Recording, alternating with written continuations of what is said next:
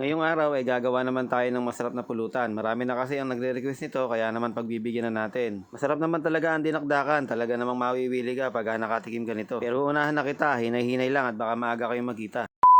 Hey, what's up guys mga kaibigan? Ito at may binili tayo ditong maskara ng baboy. Pinasamahan ko na rin pala yan ng mga kalahating kilong atay. Ngayon ay gagawa naman tayo ng isang masarap na pulutan dahil nga marami nang nagre-request pagbibigyan na natin. Make sure lang na malinis natin ito ng maigi, kayasin mo muna ng iyong kutsilyo at itapat mo na rin sa blue torch o kaya kung sa gasol na lang pwede rin. Para nga matanggal yung mga balahibong natitira pa. Kalikutin mo rin yung tenga niya at baka mamaya may naiwan pang tutuli. Basta ikaw na ang bahala kung paano mo didiskartihan para lang malinis kasi mahalaga nga pagka kinain natin malinis na. Dito naman sa ating pot ilalagay lang natin itong ating maskara at lalagyan natin ng laurel. Lalagyan din natin yan ng mga ilang pirasong pamintang buo. Lalagyan din natin yan ng mga 2 kutsarang asin. Syempre lalagyan din natin yan ng tubig para nga malaga na.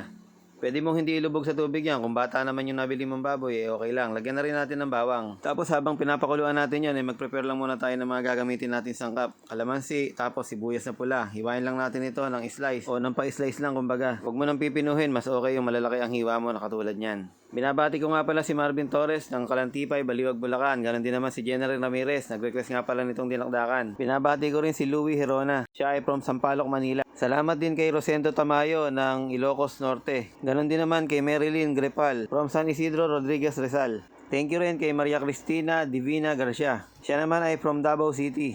Salamat din kay Glenda from Santa Elena, Camarines Norte. At kay Tessie Mauro from Baler, Aurora. At last but not the least, si Ariel Bueno from Quezon City. Yung ibang hindi na shoutout, bukas naman. Okay, so nag-shoutout lang ako. Lumambot na agad itong pinapakuluan nating baboy. Hahanguin lang natin ito at palalamigin. Tapos hiwain mo at magpabaga ka na nga. Saka mo ihawin. Ganun lang naman yun kadali. At iihawin na rin pala natin yung mga atay ng baboy para magkasabay na silang maihaw. Hindi naman natin sila masyadong ihawin ng todong ihaw na ihaw. Kasi nga, kailangan lang natin magkaroon ng smoky flavor. Sa ganitong itsura, pwede na yan. At baka naman mamaya maging uling na. Yung atay naman, para malaman nyo kung luto na, tusukin nyo lang ng barbecue stick o kaya ng kutsilyo. Pag may lumabas na dugo, hilaw pa yon. Pwede na yung ganitong itsura, kaya naman hahanguin na natin isa-isa. Lalagay muna natin sa isang lalagyan para nga dito na magkasama-sama sila. Tapos kanya hihiwain na natin. Hiwain nyo lang nakagaya ng nakikita nyo sa video. Ganyan lang kalalaki ang prepare ko sa dinakdakan. Ang problema lang natin wala tayong nabiling utak ng baboy, kaya nga gagamit na lang ako ng mayonnaise mamaya paghahalo nito.